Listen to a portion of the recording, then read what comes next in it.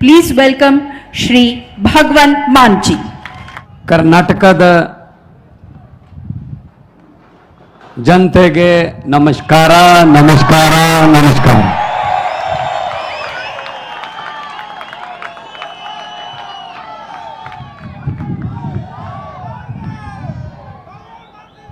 Stage पर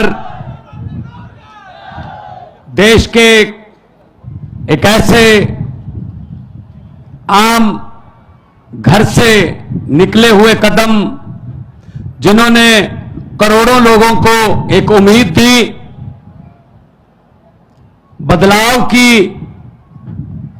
उम्मीद दी, corruption free समाज की नींव रखी. माननीय मुख्यमंत्री दिल्ली और आम आदमी पक्ष के नेशनल कन्वीनर अरविंद केजरीवाल जी, पृथ्वी रेड्डी जी, कर्नाटका की हमारी पूरी टीम जो दिन रात पर्दे के पीछे काम करती है, और आप रीढ़ की हड्डी आम आदमी पक्ष की, आम आदमी पार्टी की, दूर दूर से चलकर यहां पे आए वॉलंटियर वर्कर और आम आदमी पार्टी से प्यार करने वाले और कर्नाटका को नंबर 1 और देश को नंबर 1 देखने वाले, सबको यहां पे खुश आमदीद, वेलकम. जब मैं कर्नाटका आया तो मैंने बात की कुछ लोगों से, तो 10 सेकंड में ही समझ आ गया कि समस्याएं वही हैं जो पंजाब की हैं. किसान की समस्या वही है जो पंजाब की है. हमारे यहां गन्ने की खेती होती है, लेकिन जब से आम आदमी पार्टी की सरकार, अभी साल नहीं हुआ, 16 मार्च को साल होगा, हमने गन्ने के उत्पादकों का 300 करोड़ रुपया जो पिछली सरकारों ने नहीं दिया था, आते ही सबसे पहले वो दिया, और गन्ने का रेट 380 रुपए क्विंटल है. पंजाब में देश में सबसे ज्यादा रेट पंजाब में मिलता है, और मुझे पता चला यहां पे तो 200, 180, 220 तक मिलता है. और हमारी भी जो गन्ना मिले हैं वो कई कई साल पैसे नहीं देती थी. यहां भी यही हाल है. तो समस्याएं हमारी वही हैं. मुझे पता चला 2.5 लाख वैकेंसीज हैं गवर्नमेंट जॉब्स में, 2.5 लाख पद खाली हैं, और आम आदमी पार्टी की सरकार बनी 1 साल में 27,790 नौकरियां देकर आपके बीच में खड़ा हूं भाई साहब. सरकारी नौकरियां 1 साल में. और मुझे पता चला कि कॉन्ट्रैक्ट पर जितने भी कर्मचारी हैं वो कच्चे हैं, उन पर तलवार लटकती है, कब निकाल देंगे, कब कह देंगे घर जाओ, आपकी जरूरत नहीं है. और पंजाब सरकार ने 14,000 पहले किए, अभी हमारा बजट का सेशन आ रहा है, उसमें भी मता आ रहा है 14,000 अब करेंगे. 28,000 कॉन्ट्रैक्ट वाले जो मुलाजिम थे कच्चे, उनको पक्के करके आपके बीच में खड़ा हूं भाई साहब. कोई हवा में बातें नहीं करते, हम हवा में बातें नहीं करते. यहां भी वही मुद्दा है, OPS, old pension scheme. Old pension scheme में क्या था, सरकारी कर्मचारी दफ्तर में काम करता था, जॉब करता था, तो उसकी तनख्वाह में से पैसे करते थे जीपीएफ के, ईपीएफ के. जब वो रिटायर हो जाता था तब उसको इकट्ठे पैसे मिल जाते थे, वो अपना घर बना लेता था, अपने बेटे बेटियों का किसी का भी कोई गिफ्ट दे देता था, तो उसकी जिंदगी आराम से निकलती थी. अब क्या कर रहे हैं भाई साहब, अब भाई साहब का फरमान आ गया दिल्ली से, इनके पैसे काट तो लो लेकिन इनको मत दो, शेयर मार्केट में लगा दो, वहां से नीरव मोदी, विजय माल्या, ये अडानी सब ले जाएंगे. और जब तक आप रिटायर होंगे आपको कहा जाएगा बहुत बहुत धन्यवाद, आपने बहुत अच्छी सरकारी नौकरी की, पेंशन तो आपकी नीरव मोदी ले गया और अंबानी ले गया. यह न्यू पेंशन स्कीम है उनकी, that's called new pension scheme. तो हम ओपीएस को हमने अपने पहले नोटिफिकेशन जारी किया, अब हमने कैबिनेट में इसको लाग लेके आए हैं। हम केंद्र के साथ लड़ाई लड़ेंगे कि हमारा पैसा वापस दो। 18,000 करोड़ हमारा जो पेंशन का old pension new pension scheme का जो इन्होंने रखा है वो वापस लेने के लिए हम लड़ाई लड़ेंगे, मुलाजमों के साथ लड़ाई लड़ेंगे। तो ये तो इनके कारनामे हैं। हम हवा में बात नहीं करते। अरविंद केजरीवाल जी ने कहा दिल्ली में मैं बिजली फ्री कर दूंगा। अरविंद केजरीवाल जी ने कहा मैं स्कूल अच्छे बना दूंगा। तो मजाक कर रहे थे ये लोग, ऐसे कैसे हो सकता है? जब स्कूल अच्छे बनने शुरू हुए, धीरे धीरे स्कूलों में टीचर्स जो हैं उनको विदेशों में ट्रेनिंग देकर धीरे धीरे बच्चों का रिकॉर्ड, बच्चों का पास प्रतिशत बढ़ता गया। आज दिल्ली के स्कूलों का पास प्रतिशत प्राइवेट स्कूलों से ज्यादा है, 99.7% है जी। मैं तब पंजाब में अभी चुनाव नहीं हुए थे, मैं 2014 से एमपी था, 2019 में भी एमपी था, तो मैं दिल्ली रहता था जब पार्लियामेंट होती थी। सच मानिए मेरे पास दिल्ली के लोग आते थे, जब कोई पार्लियामेंट में काम करते हैं, जब पार्लियामेंट की कोई गाड़ी चलाता है, जब कोई मिल गया, वैसे उनको पता चल गया भगवंत मान का घर है, तो मेरे पास प्राइवेट स्कूल में एडमिशन के लिए सिफारिश नहीं आती थी। वो कहते थे जी दिल्ली के किसी सरकारी स्कूल में एडमिशन करवा दो, बच्चे की जिंदगी सुधर जाएगी। ये किया अरविंद केजरीवाल जी ने, ये किया मनीष सिसोदिया जी ने। बदले में क्या किया? मनीष सिसोदिया को गिरफ्तार कर लो। स्कूल क्यों बना रहा है? अगर स्कूल बन गए तो देश के नौजवान शिक्षित हो जाएंगे। शिक्षित हो गए तो उनको समझ आ जाएगी कि वोट जो है उसकी कीमत होती है। उनको पता चल जाएगा कि वोट नफरत के नाम पर नहीं, विकास के नाम पर डाला जाता है। इसीलिए वो कहते हैं कि मनीष सिसोदिया को अंदर कर दो। अस्पताल बनाए, मुफ्त इलाज होता है दिल्ली में। चाहे आपने पैरासीटामोल से लेकर बड़े बड़े इलाज 40 लाख तक के ऑपरेशन मुफ्त होते हैं भाई साहब दिल्ली में। इन्होंने कहा क्यों, ऐसा क्यों होता है भाई? लोगों को मरने दो, ऐसा नहीं हो सकता। तो सुरेंद्र जैन को अंदर कर दो जिसने हॉस्पिटल बनाए। ये इनके काम चल रहे हैं। शाखाओं के हम वो पत्ते नहीं जो शाख से झड़ जाएं। आंधियों को जरा बोल दो अपनी औकात में रहें। ऐसे हम पर ईडी सीबीआई ये डालकर आप डरा नहीं सकते हमें, आप डरा नहीं सकते हमें। हम किसी और मिट्टी के बने हुए हैं भाई साहब। और मुझे खुशी, पृथ्वी रेड्डी जी ने मुझे बताया कि देवनागरी में सभी के खातों में 15-15 लाख आ गया है। आया नहीं? आप तो कह रहे थे आ गया सर, हमारे भी नहीं आया जी। 15 लाख की बात छोड़ दो, जो हमारे घर में 2-4 हजार रुपया पड़ा था इमरजेंसी के लिए, नोटबंदी करके वो भी निकलवा के ले गए भाई साहब। ये चल रहा है, अब ये चल रहा है। तो इसलिए हम आए हैं आपके पास। अगर आम आदमी पार्टी को मौका मिलेगा, आम आदमी को मौका मिलेगा। जैसे पंजाब में हमने आते ही करप्शन के लिए, रिश्वत खोरी के खिलाफ एक हेल्पलाइन नंबर जारी किया। भाई साहब बड़े बड़े मंत्री जो बड़े बड़े पदों पर थे आज जेल की हवा खा रहे हैं। पंजाब में जाकर देखिए या पूछिए, अखबार पढ़ लीजिए, गूगल पे आप सर्च कर लीजिए। एक मंत्री ऐसा आया है हमारे पास जो कांग्रेस के समय मंत्री था, इंडस्ट्री मिनिस्टर था, उसके घर पे छापा मारा। बाकी चीजें तो चलो मिलेंगी, कोई रजिस्ट्रियां, कुछ कोई बैंक के लॉकर, ये वो। उसके घर से 2 नोट गिनने वाली मशीनें भी मिली हैं भाई साहब। ये नोट गिनने वाली मशीनें आम घर में रखता है कोई? ये सिर्फ लुटेरों के घर में ही हो सकती हैं बस, जब बैंक में होती हैं, जहां रिश्वतखोरों के घर पे होती हैं नोट गिनने वाली मशीन। इसका मतलब उसका परिवार नोट गिन गिन के तंग आ गया। उसके परिवार ने कहा जी हमसे हर रोज नहीं गिने जाते, मशीन मंगवा लो।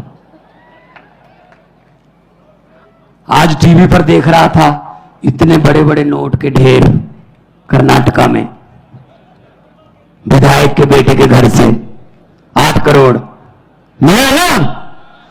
किसका पैसा है वो? किसका पैसा है? टैक्स देते हैं, तुम्हारा पैसा है, जनता का पैसा है वो। हम टैक्स देते हैं। कुछ लोग सोच रहे होंगे भगवंत मान ये क्या कह रहा है, हम कब टैक्स देते हैं? भाई साहब टैक्स देते हो, आपको पता नहीं चलता। सुबह उठते हैं, चाय बनानी है, सिलेंडर का गैस का चूल्हा जलाना है, आपने लाइटर ऑन किया, टैक्स शुरू, गैस पे टैक्स है। चाय पत्ती डाली टैक्स, चीनी डाली टैक्स, दूध डाला टैक्स, उसके बाद फोन किया टैक्स, बेने डोसा खाया टैक्स, मक्खन पे भी है।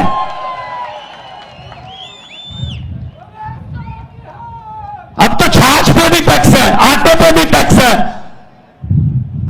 बाजार गए, मोटरसाइकिल लेके गए, डीजल पेट्रोल टैक्स, सब्जी लाए टैक्स, शाम को डिनर करके सोचते हो सोने से पहले शुक्र है अब कोई टैक्स नहीं है। नहीं नहीं, गलतफहमी में हो, ऊपर पंखा चल रहा है, टैक्स। भाई साहब हम तो सोते हुए भी टैक्स दे रहे हैं, जब हम सो रहे हैं तब भी टैक्स दे रहे हैं। तो इनके बेटों के घर से 8-8 करोड़ के पैसे मिलते हैं। 8 करोड़ तो वैसे एक छोटी सी झांकी है।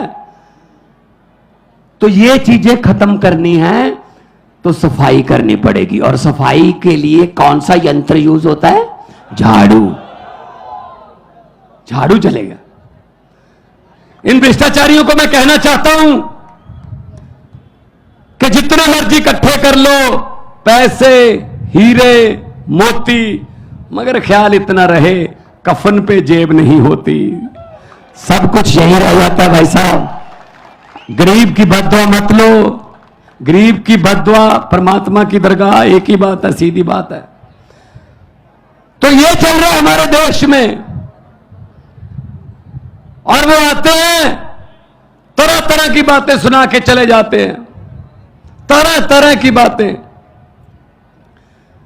एक गांव था, वहां पे भैंसें चोरी होने लगी। गांव में अचानक से दूध देने वाली भैंसें किसानों की चोरी होने लगी। कभी एक भैंस चोरी होगी रात को, एक दिन 2 भैंसें चोरी हो गई, 3 भैंसें चोरी हो गई रातों रात। तो गांव वाले, एक साधु संत था, गांव में रहता था बाहर, उसके पास गए, संत जी हमारी तो भैंसें चोरी होने लगी हैं, कोई उपाय बताइए, बताइए क्या करें, कौन चोरी कर रहा है।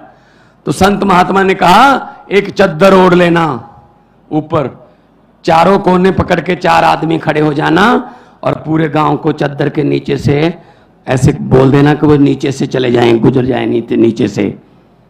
तो जिसने भैंस चोरी की होगी वो जैसे ही चद्दर के नीचे से गुजरेगा वो मर जाएगा। भाई साहब अनाउंसमेंट कर दी, चद्दर ओढ़कर 4 आदमी खड़े हो गए, सारा गांव चद्दर के नीचे से जा रहा है, जा रहा है, जा रहा है, पूरा गांव निकल गया चद्दर के नीचे से, कोई नहीं मरा। तो साधु संत से पूछा, सर मरा ही नहीं कोई? तो साधु ने कहा जो चोरी करते हैं उनको तो चद्दर पकड़ा रखी थी, मरेगा कैसे, वो तो निकले ही नहीं चद्दर के नीचे से। तो भाई साहब चोरों को तो चद्दर पकड़ा रखी है देश की, और चोर ढूंढ रहे हैं अपने आप में से हम। ये बीजेपी, कांग्रेस, जेडीएस, ये सब चोर हैं, सब चोर हैं। ये इनको निकालो बाहर, इनको जनतंत्र से इनको निकालो बाहर, उसके बाद पकड़ेंगे इनको कि कितना किसने नुकसान किया। अभी मुझे पत्रकार पूछ रहे थे कि करप्शन से, भ्रष्टाचार से देश का कितना नुकसान हो गया होगा।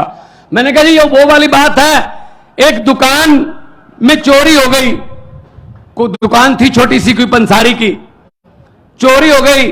तो अगले दिन गांव के लोगों को पता चला चोरी हो गई, उस गांव में जो दुकानदार है उसके पास अफसोस करने के लिए आने लगे।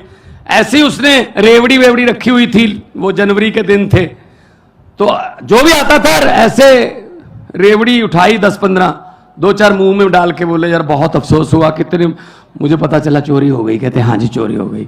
1 आया, 2 आए, 10 आए, 15 आए। दोपहर के बाद सरपंच भी, गांव का जो प्रधान है, उसने भी कहा मैं भी जाके आता हूं।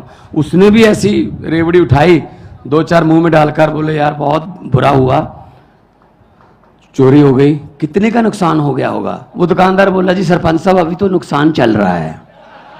जो भी आता है रेवड़ी खा के पूछ लेता है कितने का नुकसान हो गया। जब पूरा गांव अफसोस कर गया उसके बाद हिसाब लगाएंगे कितने की चोरी हो गई है। तो अब कैसे बता दें इस करप्शन से, भ्रष्टाचार से कितने का नुकसान हुआ? अभी तो नुकसान चल रहा है देश का। ये तो आम आदमी पार्टी की सरकार आएगी, अरविंद केजरीवाल जी प्रधानमंत्री बनेंगे, तब हिसाब लगाया जाएगा कि कितने की चोरी हो गई है और कितना भ्रष्टाचार हो गया है। ऐसा हिसाब नहीं लगेगा इसका हिसाब लगाने वाला चाहिए, और चाहिए भी IRS ऑफिसर, इनकम टैक्स के कमिश्नर रहे हैं, इनको सब पता है पैसा कहां से आता है और कहां जाता है। ये निकाल लेते हैं। जो पैसा छुपाना जानता है ना, तो इनकम टैक्स वाले निकलवाना भी जानते हैं कि कहां से निकलता है। तो मैं आपको यही बेनती करूंगा कि आप लोग इकट्ठे हो जाइए। जब लोग इकट्ठे हो जाते हैं, तो जब लोगों की आंधी तूफान बन जाता है, तो बड़े बड़े पेड़ जड़ से उखड़ के जो है उखाड़ के दो फेंक देते हैं, जैसे पंजाब में फेंके हैं। हम आपके साथ हैं। शहीदों की धरती भगत सिंह और सुखदेव, और मैं उधम सिंह करतार सिंह सराबा की धरती से आया हूं। कर्नाटका भी वीरों की धरती है। हम लोगों ने देश के लिए, आजादी के लिए हमारे पुरखों ने अपनी कुर्बानियां दी हैं। इस आजादी को हम ऐसे किसी 2-4 परिवारों को सौंपने वाले नहीं हैं। ये देश किसी के बाप की जागीर नहीं है, ये 130 करोड़ लोगों का देश है। बहुत बहुत धन्यवाद, बहुत बहुत मेहरबानी। भारत माता की बोलो सोनिहाल। बहुत बहुत धन्यवाद। नमस्कार नमस्कार नमस्कार। ಭಾಷೆ ಬೇರೆ ಭಾವವೊಂದು ನಾವು ಭಾರತೀಯರು. ಇಂಥದೊಂದು ಭಾವದಲ್ಲಿ ಅವರು ಹಂಚಿಕೊಂಡಂತಹ ಎಲ್ಲ ಭಾವನೆಗಳು ನಮ್ಮ ಮನಸ್ಸುಗಳನ್ನು ತಲುಪಿವೆ. ಇಂಥ ನುಡಿಗಳಿಗಾಗಿ ಪಂಜಾಬ್ನ ಸನ್ಮಾನ್ಯ ಮುಖ್ಯಮಂತ್ರಿಗಳಾದ ಶ್ರೀ ಭಗವಂತ್ ಮಾನ್ ಅವರಿಗೆ ನಮ್ಮ ಹೃತ್ಪೂರ್ವಕ ಧನ್ಯವಾದಗಳು. Thank you so much sir for all your guiding and inspiring words. ಇನ್ನೀಗ ಯಾರ ನುಡಿಗಳ ನಿರೀಕ್ಷೆಯಲ್ಲಿ ನಾವಿದ್ದೇವೋ ಅವರೀಗ ನಿಮ್ಮ ಮುಂದೆ ದೊಡ್ಡ ಚಪಾಳೆಯೊಂದಿಗೆ ಅವರನ್ನು ಬರಮಾಡಿಕೊಳ್ಳೋಣ. ದೆಹಲಿಯ ಸನ್ಮಾನ್ಯ ಮುಖ್ಯಮಂತ್ರಿಗಳು ಶ್ರೀ ಅರವಿಂದ್ ಕೇಜ್ರಿವಾಲ್ ಜಿ. ಕರ್ನಾಟಕದ ಹೃದಯ ಭಾಗ ದಾವಣಗೆರೆ, ಇಲ್ಲಿ ಬಂದಿದ್ದು ನನಗೆ ತುಂಬಾ संतोष। आज कर्नाटक के कोने कोने से आए हुए आम आदमी पार्टी के, लेकिन आपके नेता बहुत खराब है कि नहीं है? इतना अच्छा प्रदेश कर्नाटक, इतने अच्छे लोग, फिर भी कहते हैं 40% कमीशन वाली सरकार। आज कर्नाटक को इन नेताओं ने, इन पार्टियों ने पूरे देश में, पूरी दुनिया में बदनाम करके छोड़ दिया।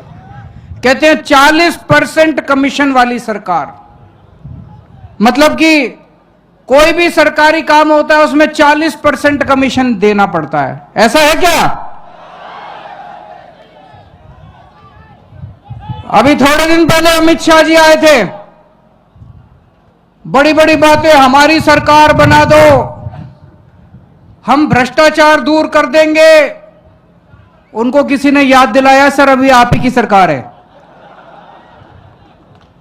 5 साल से आप ही की सरकार है। ये जो कह रहे हो भ्रष्टाचार दूर कर देंगे, तो 5 साल से कर क्या रहे थे तुम यहां पे?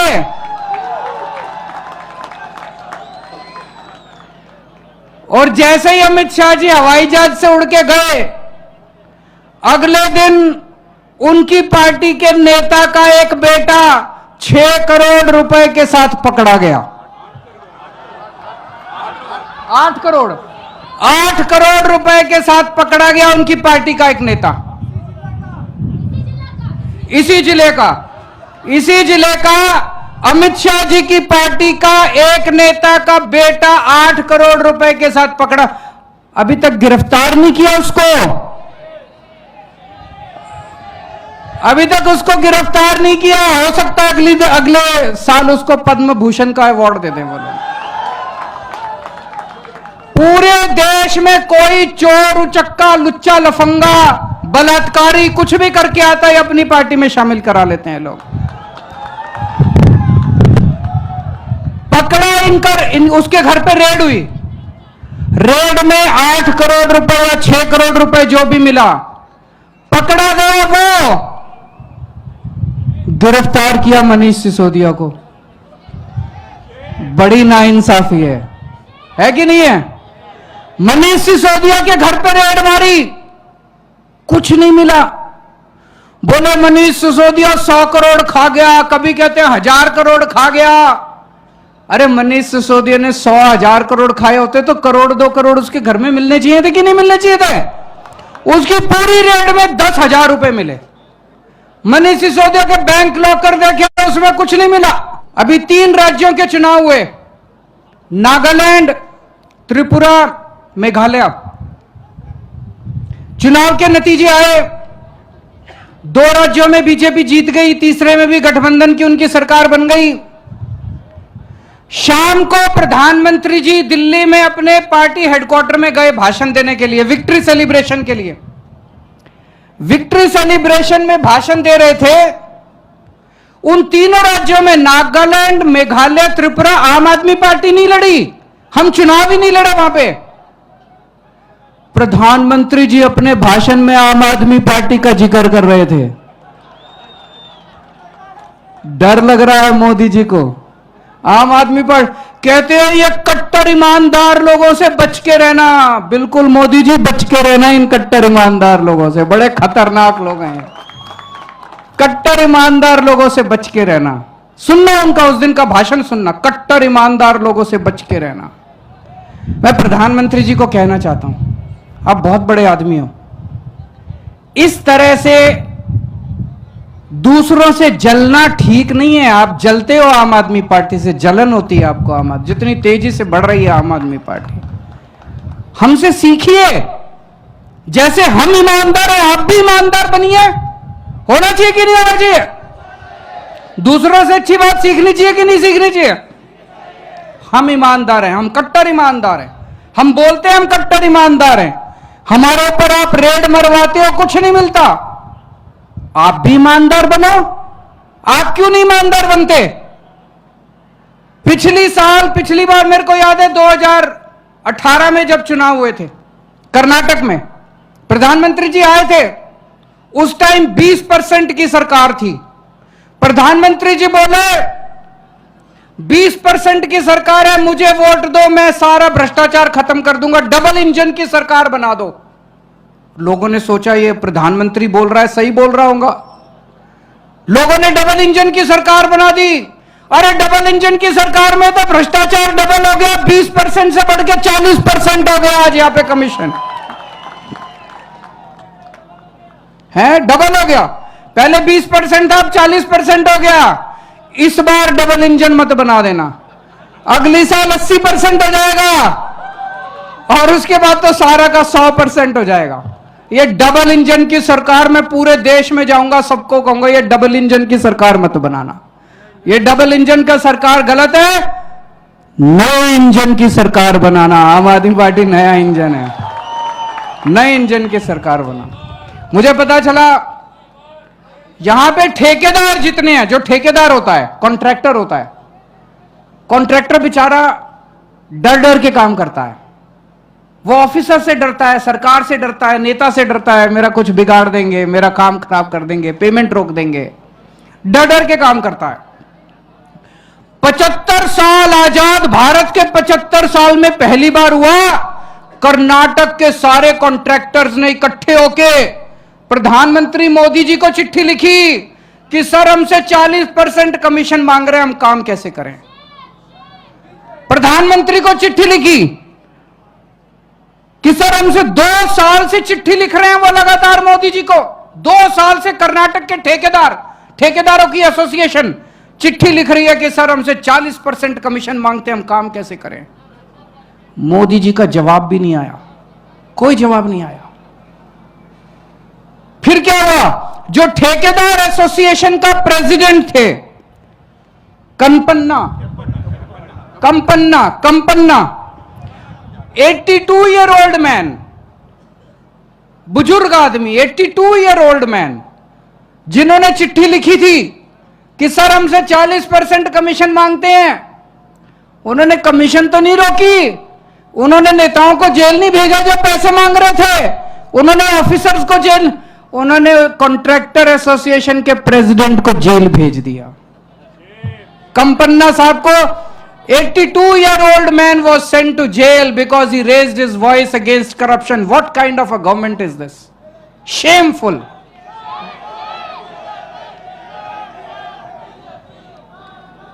बीजेपी के कार्यकर्ता है संतोष पाटिल, उन्होंने बेचारों ने भ्रष्टाचार के खिलाफ आवाज उठाई, अपने नेताओं को लिखा, बड़े बड़े नेताओं को लिखा कि करप्शन बहुत हो गया कर्नाटक में, इसका कुछ कीजिए। उसको इतना हैरेस किया, ultimately Santosh Patil had to commit suicide. ये चल क्या रहा है कर्नाटक में? जितने प्राइवेट स्कूल्स हैं कर्नाटक के, पहली बार ये भी ऐसी चीजें हो रही है कर्नाटक में जो पूरे देश ने नहीं सुनी। जितने प्राइवेट स्कूल्स हैं कर्नाटक के अंदर, प्राइवेट स्कूल्स की एसोसिएशन ने चिट्ठी लिखी है, उन्होंने आवाज उठाई है कि हमसे इतनी रिश्वत मांगी जा रही है, इतनी रिश्वत मांगी जा रही है कि अब हमसे स्कूल चलाना मुश्किल हो गया। स्कूलों से पैसे मांग रहे हो। हिंदू जो मठ हैं, हिंदू मठ को जो डोनेशन जाता है उनसे 30% कमीशन मांगी जाती है। हिंदू मठ की एसोसिएशन ने भी चिट्ठी लिखी कि हमारी डोनेशन में से 30% कमीशन हमसे मांगे। तुमने स्कूलों को नहीं छोड़ा, तुमने मठ को नहीं छोड़ा, तुमने कॉन्ट्रैक्टर्स को नहीं छोड़ा, तुमने किसी को नहीं छोड़ा, सब लोगों से लूट रहे हो। और प्रधानमंत्री जी को चिट्ठी लिख रहे हैं सब लोग, प्रधानमंत्री जी चुप हैं। प्रधानमंत्री जी क्या करते हैं? मनीष सिसोदिया को जेल में डालते हैं। पिछले 5 साल में बेंगलोर की सड़कों पे रिपेयर करने के लिए, बेंगलोर की सड़कों में गड्ढे बहुत हैं, कहते हैं बहुत ज्यादा गड्ढे हैं, उन गड्ढों को रिपेयर करने के लिए 5 साल में 20,000 करोड़ रुपए खर्च कर दिए। 20,000 करोड़। मुझे लगता है 20 गड्ढे भी रिपेयर नहीं किए होंगे। आज भी 100 लोगों की मौत हो चुकी है बेंगलोर के अंदर उन गड्ढों में गाड़ी के गिरने से। 20,000 करोड़ रुपया कहां गया? सारा पैसा लूट लिया इन लोगों ने। और यहां सब कुछ बिकता है। आपको अगर पुलिस सब इंस्पेक्टर बनना है, 75 लाख रुपए दीजिए, पुलिस सब इंस्पेक्टर बन जाइए। आपको लेक्चरर बनना है, 25 लाख रुपए का रेट चल रहा है, 25 लाख रुपए दीजिए, लेक्चरर बन जाइए। ऐसा पुलिस सब इंस्पेक्टर जो 75 लाख रुपए दे के आएगा वो तो आपसे पैसे ही मांगेगा। मांगेगा कि नहीं मांगेगा? ऐसा लेक्चरर जो 25 लाख रुपए दे के आएगा वो आपके बच्चों को क्या पढ़ाएगा? आपके बच्चों का क्या भविष्य बनाएगा? यहां पे एमएलए बिकते हैं। 2-2 सरकारें एमएलए खरीद ले। अभी किसी ने बताया, इन्हीं की पार्टी के एक एमएलए ने कहा है अगर आपके पास 2,500 करोड़ रुपए हैं तो आप सीएम बन सकते हैं। सफिशिएंट एमएलए खरीद सकते हैं, 2,500 करोड़ रुपए के अंदर आप सीएम। ये चल क्या रहा है?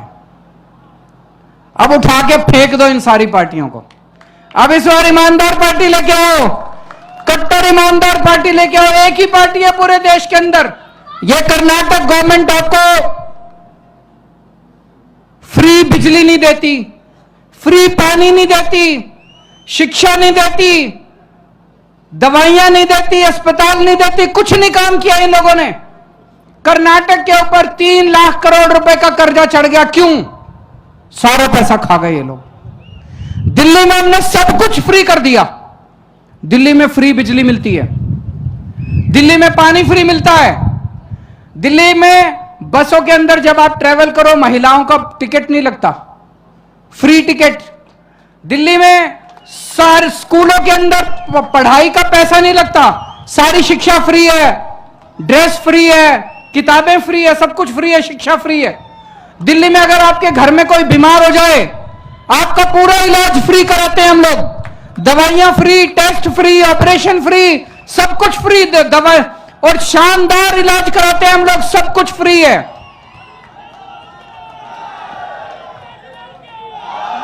उस है पंजाब में बिजली फ्री कर दी अभी इन्होंने। पंजाब में बिजली फ्री हो गई है।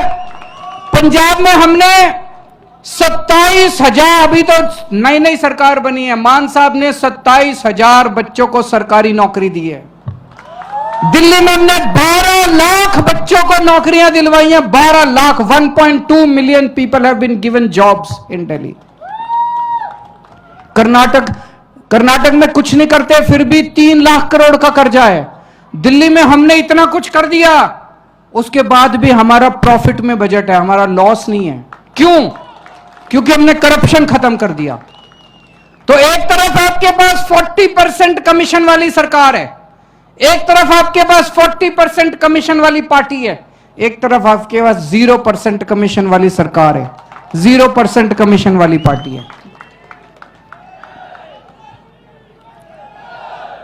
आम आदमी पार्टी की सरकार बनेगी तो हम कर्नाटक में भी ईमानदार सरकार देंगे, करप्शन बिल्कुल जीरो करेंगे, जैसे पंजाब में करप्शन जीरो है। पंजाब में हमारा एक मंत्री गड़बड़ करते हुए पकड़ा गया, मान साहब ने अपने खुद के मंत्री को जेल भेज दिया।